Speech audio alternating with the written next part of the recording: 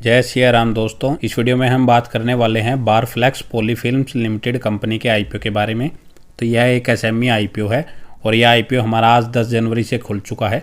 Company क्या business करती है, उसके फाइनेंशियल्स कैसे हैं, ये प्रॉफिटेबल कंपनी है, लॉस मेकिंग है, कंपनी मार्केट से पैसा क्यों रेज कर रही है, उसकी यूटिलाइजेशन कहाँ पे करेगी, कितने करोड़ रुपए कंपनी इशू साइज लेके आई है, इसका लेटेस्ट ग्रे मार्केट प्रीमियम क्या चल रहा है, हमें इस आईपीओ को अप्लाई करना चाहिए या अवॉइड करना चाहिए, और अगर अप्लाई करते हैं तो कितना लिस्टिंग इन ये हमें बना के दे सकती है। ये सारी ही बातें मैं इस वीडियो में कवर करूँगा, तो लास्ट तक वीडियो को ज़रूर देखिएगा। तो अगर हम सबसे पहले इस कंपनी के बिजनेस की बात करें तो इसकी जो स्थापना है 2005 में हुई थी, मतलब 20 साल ये पुरानी कंपनी नज़र आ रही है।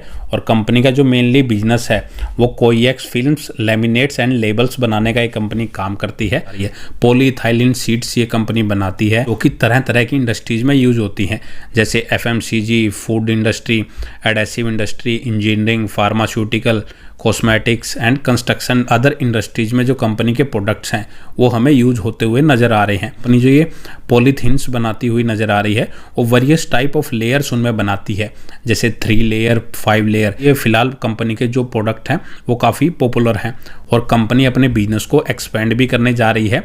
अब आने वाले टाइम में कंपनी इन 3 और 5 लेयर के साथ ही 7 लेयर की फिल्म भी एक्सपेंशन करने जा रही है। तो एक तरीके से कंपनी अपने बिजनेस को एक्सपेंड कर रही है। इसकी मैन्युफैक्चरिंग यूनिट बद्दी हिमाचल में स्थित है। तो कंपनी की ओवरऑल बात करें तो काफ़ी डाइवर्सिफाई इसका बिजनेस देखने को मिल रहा है। एक तरीके से अगर हम देखें तो कंपनी कंज्यूमेबल आइटम्स ही बनाती है जो वन टाइम ही यूज होते हैं। तो कंपनी के जो इसके कस्टमर्स हैं उनसे लगातार इसके ऑर्डर्स मिलते रहते हैं, जिसका अगर आप कंपनी की अगर सेल्स देखेंगे उससे आपको अंदाज़ा लग ही जाएगा। अगर आप कंपनी का पिछले 3 साल का रिवेन्यू देखेंगे तो 2022 में वो 94 करोड़ का था, जो बढ़ के 116 करोड़ का हो चुका है 2024 में। सेम कंपनी की प्रॉफिटेबिलिटी भी अगर आप देखेंगे तो 8 करोड़ से बढ़ के लगभग 16 करोड़ की हो चुकी है पिछले 3 सालों में। तो ऑलमोस्ट डबल कंपनी की प्रॉफिटेबिलिटी हो चुकी है पिछले 3 सालों में। तो मतलब कंपनी का जो प्रॉफिट मार्जिन है वो काफ़ी अच्छा नज़र आ रहा है। और कंपनी के पास अगर रिजर्व देखेंगे तो लगभग 55 करोड़ के रिजर्व हैं और सिर्फ 11 लाख का कर्जा कंपनी के ऊपर देखने को मिल रहा है। तो इतनी कोई ज़्यादा डेप्ट भी कंपनी के ऊपर नज़र नहीं आ रही। ऑलमोस्ट हम कह सकते हैं ये एक डेप्ट फ्री कंपनी है और कंपनी के एसेट्स भी लगातार इंक्रीज हो रही हैं।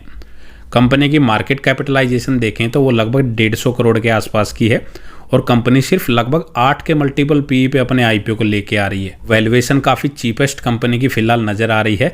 अगर इसकी वैल्यूएशन को हम इसके कंपटीटर से कंपेयर करें तो कंपनी की जो फिलहाल लिस्टेड कंपटीटर्स हैं उनमें उमा कन्वर्टर लिमिटेड, पर्व फ्लेक्सी पैक लिमिटेड, ये इसके लिस्टेड कंपटीटर्स हैं। उनका जो पी रेशो है वो 15 और 42 के आसपास नज़र आ रहा है और उनका जो ईपीएस है वो भी मेनली इस कंपनी के आसपास या इससे कम ही चलता हुआ नज़र आ रहा है। तो ओवरऑल वैल्यूएशन देखें तो कंपनी ने काफ़ी चीपेस्ट रखी है। फिर रीजनेबल वैल्यूएशन पे कंपनी अपने आईपीओ को लेके आ रही है और कंपनी जो मार्केट से पैसा रेज कर रही है वो अपना केपेक्स करने वाली है, मतलब कैपिटल एक्सपेंडिचर करने वाली है।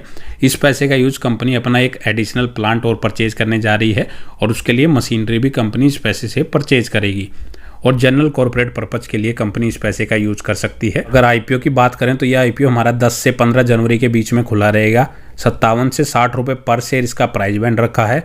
एक लॉट में कंपनी 2000 शेयर यहाँ पे ऑफर कर रही है। कंपनी टोटल इशू साइज लगभग 39 करोड़ 42 लाख का लेके आई है, जिसमें लगभग 12.5 करोड़ फ्रेश इशू के जरिए और 27 करोड़ ऑफर फॉर सेल के जरिए रेज कर रही है। मतलब सिर्फ कंपनी के ऊपर 12.5 करोड़ ही खर्च किए जाएंगे, बाकी सारा का सारा पैसा एग्जिस्टिंग शेयर्स होल्डर के खाते में जाएगा। और 16 जनवरी के दिन इसके अलॉटमेंट का पता लगेगा और 20 जनवरी के दिन हमें यह आईपीओ मार्केट में लिस्ट होता हुआ नजर आ सकता है। और रिटेल कैटेगरी में इसके लिए 35% का कोटा रिजर्व रखा गया है। एक लॉट अप्लाई करने के लिए आपको इसमें 1,20,000 रुपए इसमें पे करने पड़ेंगे। और प्री आईपीओ प्रमोटर्स के पास लगभग 93% की हिस्सेदारी है। पोस्ट आईपीओ जो यहाँ पे प्रमोटर्स की होल्डिंग है वो फिलहाल अभी शो नहीं की गई है और इसका भी फिलहाल अगर आप ग्रे मार्केट प्रीमियम देखेंगे तो भी 0 पे ही ट्रेड करता हुआ नजर आ रहा है। तो ओवरऑल बात करें इसको अप्लाई करें या ना करें, तो मेनली मैं तो जो आईपीओ अप्लाई करता हूं वो लिस्टिंग गेन के लिए ही करता हूं। तो फिलहाल इसका जो ग्रे मार्केट प्रीमियम है वो हमें 0 पे ही चलता हुआ नजर आ रहा है। मतलब यह आईपीओ हमें फिलहाल कोई लिस्टिंग गेन देता हुआ नजर नहीं आ रहा। तो शॉर्ट टर्म के लिए तो फिलहाल मैं अवॉइड ही कर रहा हूँ।